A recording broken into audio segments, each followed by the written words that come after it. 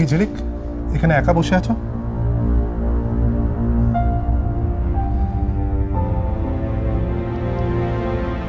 আমি জানি এই ট্রমাটা সহজে যাবে না, তবু বলবো আতঙ্কটা কাটিয়ে ওঠার চেষ্টা করো। ওরা আমাকে মারতে চেয়েছিল,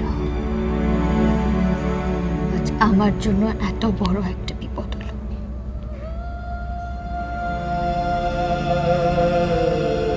আমার জন্য মনি তার নিজের বাড়ি ছাড়া মা ঘর হারালো, আর মামি এখন কি সিচুয়েশনে আছে আমি জানি না।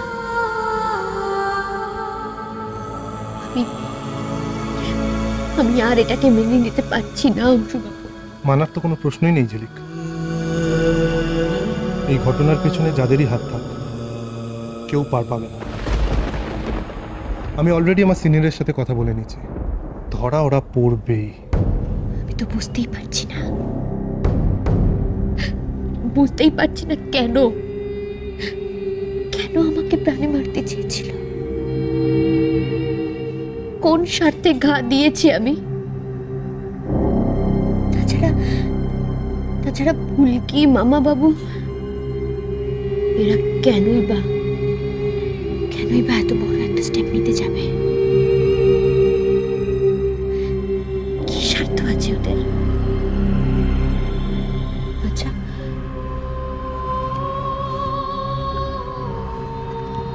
এর পেছনে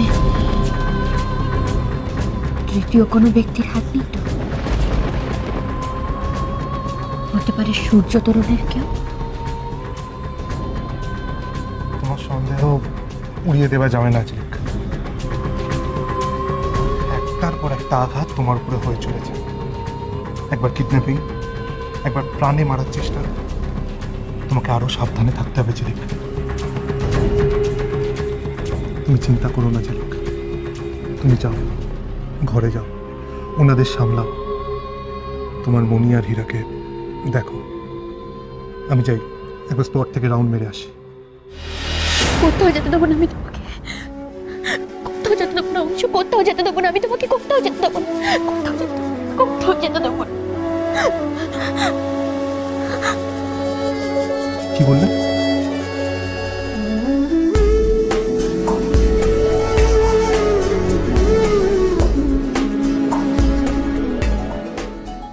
আর একবার বলো।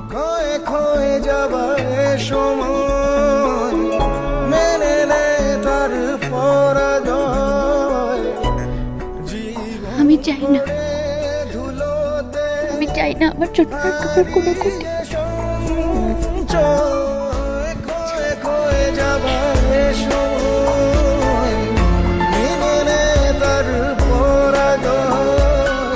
যা ক্ষতি হবে সেটা হয়ে গেছে। আমাদের দুজনে ভয় পেও, আমি দেখছি কি করে। জানি না কেন, জানি না কেন,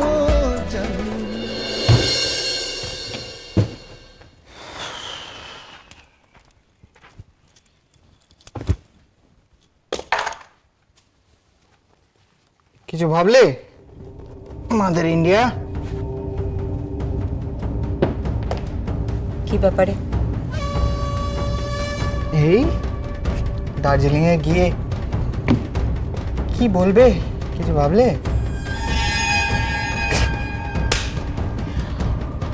আমি আমার পথের কাঁটাগুলোকে না এরকম ভাবে মুড়িয়ে মুড়িয়ে ফেলতেই পছন্দ করি।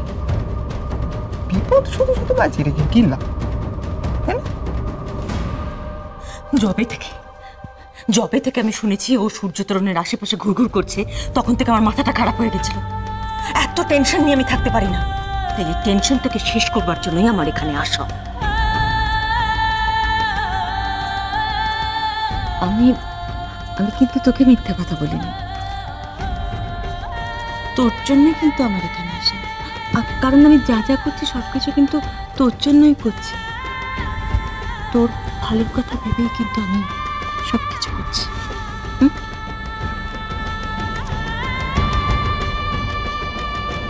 কাল সকালের ফ্লাইটে আমরা দার্জিলিং যাচ্ছি।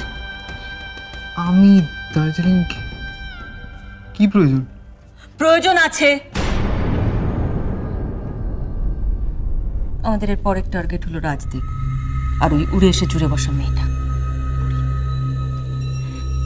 আর সেখানে তোমাকে আমার খুব দরকার। আরো একটা কঠিন কাজ আছে। সমরেশের মন থেকে দিয়া নামটা একেবারে চিরদিনের জন্য ইরেজ করে ফেলতে হবে। তাহলেই সবকিছু আমার রেখে। আমার নিজের প্রয়োজনে তো আমি ডেফিনেটলি দার্জিলিং যাব। সোনা ছেলে আমার।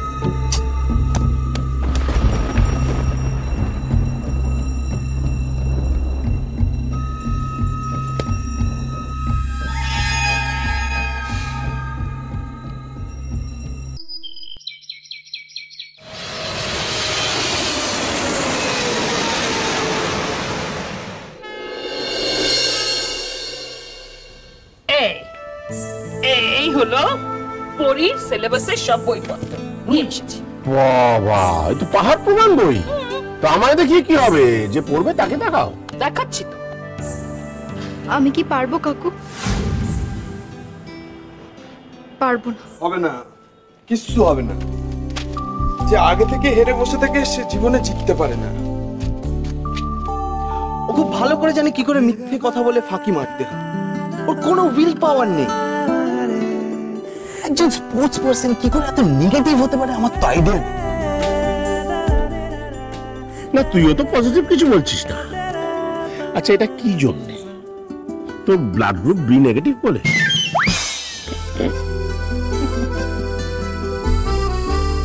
No, as a trainer you have to be positive.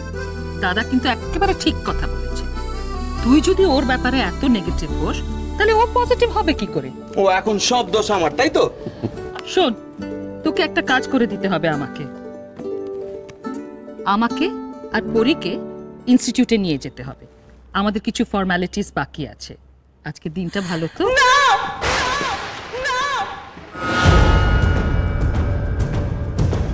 একটুও না।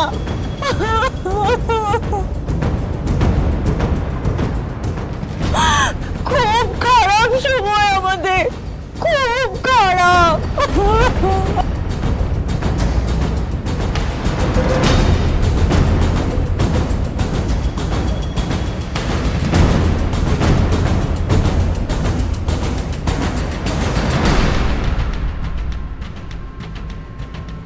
শৈল, হ্যাঁ, এনজেপির কনফার্ম টিকিট পেয়ে গেছি।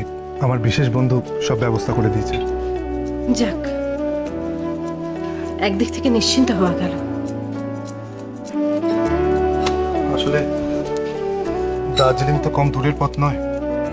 তাছাড়া একটার পর একটা বিপদ যেভাবে হয়ে চলেছে, আপনাদের দুজনকে একা ছেড়ে আমিও নিশ্চিন্তে থাকতে পারবো না।